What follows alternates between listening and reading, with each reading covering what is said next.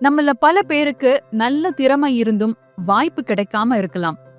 இல்ல நாம நினைக்கிற அளவுக்கு பெரிய வேலையோ இல்ல தொழில்ல முன்னேற்றம் இல்லாம இருக்கலாம்.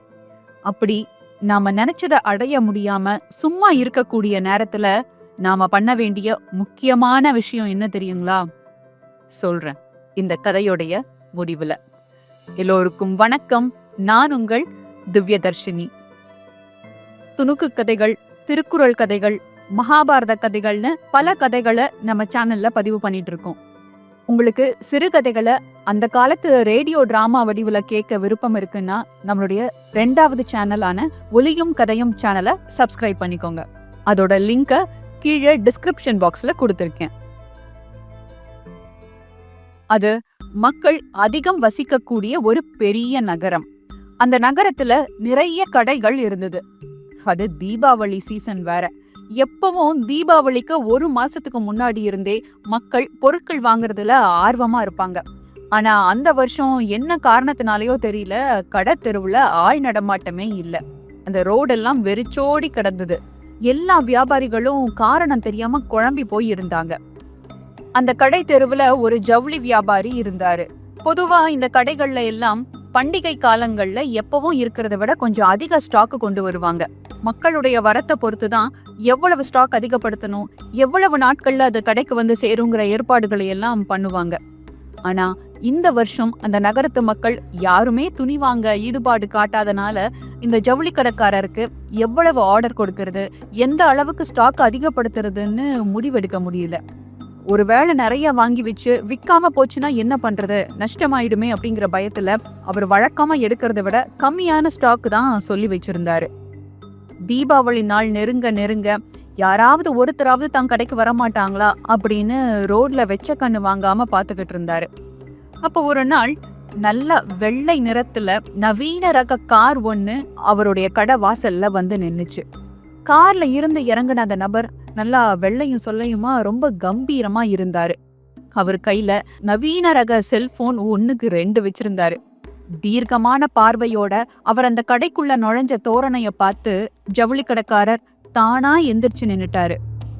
உள்ள வந்த செல்வந்தர், எங்க வீட்ல ஒரு கல்யாணம் முடிவாயிருக்கு, அதுக்கு நிறைய துணிமணிகள் தேவைப்படும், உங்ககிட்ட அந்த அளவுக்கு ஸ்டாக் இருக்கா அப்படின்னு கேட்டாரு. ஆஹா, நல்ல பல்கான ஒரு ஆர்டர் வரும் போல இருக்கே அப்படின்னு சந்தோஷப்பட்ட இந்த ஜவுளி கடைக்காரர், சார் உங்களுக்கு என்ன மாதிரி துணி வேணும்னு சொல்லுங்க, அது எப்படி இருந்தாலும் நான் ஏற்பாடு பண்ணி தரேன். எங்க வீட்டுல நடக்க போற முதல் கல்யாணம் இது, அதனால குடும்பத்துல இருக்கிற எல்லாருக்கும் துணி எடுக்கணும். அது மட்டும் இல்ல, என் ஃபேக்டரியில சுமார் 1000 பேர் வேலை செய்யறாங்க. அவங்களுக்கும் என் வீட்டுல ஆபீஸ்ல வேலை பார்க்குற எல்லாருக்குமே ட்ரெஸ் எடுத்து கொடுக்கணும்னு ஆசைப்படுறேன். அதனால அதுக்கு தகுந்த மாதிரி நீங்க துணிகளை எல்லாம் ஏற்பாடு பண்ணுங்க. எதுலயும் எந்த குறையும் இருக்கக்கூடாது. எவ்வளவு செலவானாலும் பரவாயில்ல. இப்போ இதெல்லாம் ஏற்பாடு பண்றதுக்கு உங்களுக்கு எவ்வளவு அட்வான்ஸ் கொடுக்கணும் அப்படின்னு கேட்டாரு. ஏற்கனவே அவருடைய தோற்றத்தையும் வந்து இறங்கின விதத்தையும் பார்த்து மிரண்டு போயிருந்த கடைக்காரர், இப்பேற்பட்ட பெரிய மனுஷனை நம்பாம அட்வான்ஸ் வாங்கினா அது மரியாதையா இருக்காது அப்படின்னு யோசிச்சு, அட்வான்ஸ் எல்லாம் இப்ப வேணாங்க ஐயா, நான் மொத்தமா வாங்கிக்கிறேனே. அப்ப சரி, எனக்கு ஒரு உதவி பண்ண முடியுமா? எனக்கு நல்ல தரமான நகைகள் வாங்கணும். இந்த நகரத்துல நிறைய பெரிய கடைகள் இருக்கு. இருந்தாலும் ஒரு வியாபாரியான உங்களுக்கு தான் எந்த கடையில பொருள் தரமா இருக்கும்னு தெரியும். அதனால உங்களுக்கு தெரிஞ்ச நகை வியாபாரி யாராவது இருக்காங்களா? அதுக்குங்க சார், என்னுடைய நெருங்கிய நண்பர் நகைக்கடை தான் வச்சிருக்காரு. அவர்கிட்ட எல்லா விதமான நகைகளும் இருக்கு. இருங்க சார், என் ஸ்டாஃப் ஒருத்தரை உங்க கூட அனுப்பி வைக்கிறேன், அவர் கூடவே வந்து எல்லா ஏற்பாடையும் பண்ணி கொடுப்பாரு அப்படின்னு சொல்லி அவர் கடையில வேலை செய்யற ஒரு ஊழியரை இந்த செல்வந்தர் கூட அனுப்பி வச்சாரு. கொஞ்ச நேரத்திலேயே அந்த நவீன கார் ஒரு பெரிய ஜுவல்லரியுடைய வாசல்ல போய் நின்னுச்சு. இந்த ஜவுளிக்கடை ஊழியர் எல்லா விஷயத்தையும் நகைக்கடை முதலாளி கிட்ட சொல்லிட்டு அங்கிருந்து கிளம்பிட்டாரு. வியாபாரத்தை எதிர்பார்த்து காத்துக்கிட்டு இருந்த அந்த நகைக்கடைக்காரருக்கு ரொம்ப சந்தோஷம் ஆயிடுச்சு. வாங்க சார், உங்களுக்கு எந்த மாதிரியான டிசைன்ல நகை வேணும்? உங்க வீட்டு பொண்ணுக்கு திருமணம் நடந்ததுன்னா எப்படியெல்லாம் அலங்கரிப்பீங்களோ அப்படி எல்லா விதமான நகைகளும் வேணும். அது மட்டும் இல்ல, நடுத்தர மக்கள் விரும்புற மாதிரியான சின்ன சின்ன நகைகளும் வேணும். அது எல்லாமே என்னுடைய தொழிலாளர்களுக்காக. அப்படின்னு சொன்னவர் அந்த நகைகள் செய்யறதுக்கு எவ்வளவு முன்பணம் வேணும்னு கேட்டாரு. செல்வந்தரை தன்னுடைய நெருங்கிய நண்பரான ஜவுளி கடைக்காரர் அனுப்பியிருக்காரு. அதனால முன்பணம் வாங்குறது அவ்வளவு நல்லா இருக்காது அப்படின்னு யோசிச்ச நகை கடைக்காரர் நகைகளை வாங்கும் போது பணத்தை கொடுத்தா போதும்னு சொல்லிட்டாரு. சரி, அப்படின்னா எனக்கு ஒரு உதவி பண்ண முடியுமா அப்படின்னு செல்வந்தர் கேட்க, அவர் கேட்ட உதவிய ஒரு ஃபோன் கால்லயே செஞ்சு முடிச்சிட்டாரு நகைக்கடை முதலாளி. நகைகளை எல்லாம் பார்த்து ஆர்டர் கொடுத்துட்டு செல்வந்தரும் கொஞ்ச நேரத்திலேயே அங்கிருந்து கிளம்பிட்டாரு. அவர் போனதுக்கு அப்புறம்தான் இந்த நகைக்கடைக்காரருக்கு திடீர்னு ஒரு விஷயம் தோணுச்சு.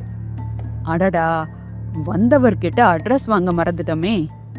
சரி, பரவாயில்ல, நம்ம நண்பர் தானே அனுப்பியிருக்காரு, அவர்கிட்ட கேட்டு வாங்கிக்கலாம் அப்படின்னு சொல்லி விட்டுட்டாரு. திடீர்னு வந்த இந்த பெரிய ஆர்டர்னால ஜவுளி வியாபாரியும் நகைக்கடை முதலாளியும் திக்குமுக்காடி போயிட்டாங்க. இந்த செல்வந்தருடைய தேவையை பூர்த்தி பண்ண நாலா பக்கமும் தங்களுக்கு தேவையான பொருட்களை ஆர்டர் பண்ண ஆரம்பிச்சாங்க. இப்போ ஒரு ஜவுளி கடைக்கு ஆர்டர் வந்ததுன்னா அது மட்டுமா வளரும், அதை சார்ந்து இருக்கக்கூடிய பல கடைகளுக்கும் வியாபாரிகளுக்கும் வேலை கிடைக்கும். அதே மாதிரி இந்த ஜவுளி கடையையும் நகைக்கடையையும் சார்ந்து இருக்கக்கூடிய அத்தனை வியாபாரிகளும் தீவிரமா வேலை செய்ய ஆரம்பிச்சாங்க. அந்த பகுதியில் இருந்த வணிக கடைகள் எல்லாத்துலயும் பொருட்களை ஏத்துறதும் இறக்குறதுமா அந்த தெருவே பிஸியாக ஆரம்பிச்சுது. இதனால அந்த ஏரியால கொஞ்சம் வாகன நெருக்கடியும் ஏற்பட்டுச்சு.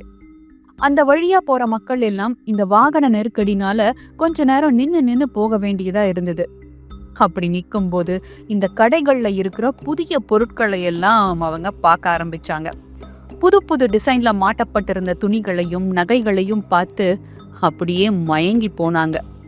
ஆஹா, இந்த தீபாவளிக்கு வாங்க வேண்டிய பொருட்களை எல்லாம் நாம முன்னாடியே வாங்கிடணும், இல்லைன்னா நல்ல நல்ல பொருட்கள் எல்லாம் நமக்கு கிடைக்காம போயிடும் அப்படின்னு நினைச்சாங்க. நாளுக்கு நாள் அந்த தெருவுல கூட்டம் அதிகமாக ஆரம்பிச்சுது. ஒருத்தர் முண்டி அடிச்சுக்கிட்டு கடைக்குள்ள போய் தங்களுக்கு தேவையான பொருட்களை எல்லாம் அள்ளிட்டு போனாங்க. ஜவுளி கடையிலையும் நகைக்கடையிலையும் குண்டூசி நுழையிற அளவுக்கு கூட இடம் இல்லாம கூட்டம் கூடுச்சு. இந்த கலையபரத்துல வியாபாரிகள் 2 பேருமே அன்னைக்கு வந்த அந்த செல்வந்தரை மறந்தே போயிட்டாங்க. விடிஞ்சா தீபாவளி, ஆனா நைட்டு 12 மணி ஆகியும் கட்டுக்குள்ளடங்காத அந்த கூட்டத்தை பார்த்து திணறி போயிட்டாரு ஜவுளிக்கடை வியாபாரி. அப்பதான் 2 வாரத்துக்கு முன்னாடி அந்த செல்வந்தர் வந்து திருமணத்துக்காக ஆர்டர் கொடுத்துட்டு போனது ஞாபகத்துக்கு வந்துச்சு. அவசரமா கடையுடைய சூப்பர்வைசரை கூப்பிட்டு, ஆமா, அந்த செல்வந்தர் கேட்ட ஜவுளி எல்லாம் ரெடியா இருக்குதா அப்படின்னு கேட்டாரு. எங்க, அவருக்கு தயார் பண்ணி வச்சிருந்த ஜவுளிகள் எல்லாத்தையும் தான் மக்கள் வாங்கிட்டு போயிட்டாங்களே. அவருக்கு வேணுங்கிற துணியை தயார் பண்ண இனி புது ஆர்டர் தான் கொடுக்க வேண்டி இருந்தது. சரி, கடைசி நேரத்துல ஆர்டர் டெலிவரி பண்ண முடியாம சங்கடமாயிர போகுது, அதனால இந்த செல்வந்தர் கிட்ட பேசி கொஞ்சம் டைம் கேட்கலாம் அப்படின்னு யோசிச்ச போதுதான் அவர்கிட்ட இருந்த அட்ரஸ் வாங்க மறந்ததே ஞாபகம் வந்தது. உடனே நகைக்கடை முதலாளிக்கு கூப்பிட்டு அந்த செல்வந்தருடைய அட்ரஸை கேட்க, உங்களுக்கு தான் தெரியுமே, அவரும் அட்ரஸ் வாங்கிக்கல. கடைசியில தீபாவளி எல்லாம் முடிஞ்சு 3 மாசம் ஆகியும் அந்த செல்வந்தர் திரும்பி கடைக்கு வரவே இல்லை. ஆனா அந்த பகுதி எப்பவுமே மக்கள் கூட்டம் இருக்கிற ஏரியாவா மாறிடுச்சு. இந்த கடைகள்ல இருக்கிற புதுவிதமான நகைகளை பத்தியும் துணிகளை பத்தியும் கேள்விப்பட்டு பக்கத்து நகரங்கள்ல இருந்தெல்லாம் கூட தொடர்ந்து வாடிக்கையாளர்கள் வந்துகிட்டே இருந்ததுனால அந்த செல்வந்தரை தேடுற முயற்சிய 2 வியாபாரிகளும் கைவிட்டாங்க. அந்த ஜவுளி கடையும் நகைக்கடையும் அந்த நகரத்துக்கே ஒரு அடையாளமா மாறுச்சு.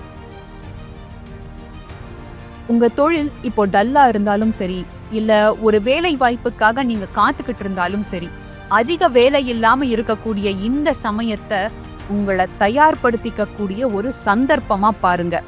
உங்க ஸ்கில்ஸை டெவலப் பண்ணிக்கோங்க. உங்க தொழில் வளர்ச்சிக்கு தேவையான ஏற்பாடுகளை எல்லாம் பண்ணுங்க. வரும்போது பார்த்துக்கலாம் அப்படின்னு இருந்தீங்கன்னா வாய்ப்புகள் வரும்போது அதை பயன்படுத்திக்க நீங்க தயார் நிலையில இருக்க மாட்டீங்க. நீங்க தயாராகிறதுக்குள்ள அந்த வாய்ப்பு உங்க கைவிட்டே போயிடும்.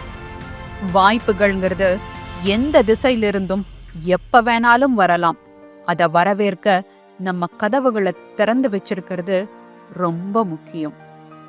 நாம எப்பவுமே தயார் நிலையில இருக்கிறது மட்டும் இல்ல, நினைச்சதை அடைய இன்னொரு முக்கியமான குணமும் வேணும். அது என்னங்கிறத ஒரு கதையா கேட்கணும்னா என் ஸ்கிரீன்ல இருக்கிற இந்த லிங்கை கிளிக் பண்ணி பாருங்க. இந்த கதையுடைய லிங்கை டிஸ்கிரிப்ஷன் பாக்ஸ்லயும் கொடுத்திருக்கேன். இது போன்ற மற்றும் ஒரு பதிவில் உங்களை சந்திக்கும் வரை உங்களிடமிருந்து விடைபெறும் நான் திவ்யதர்ஷினி.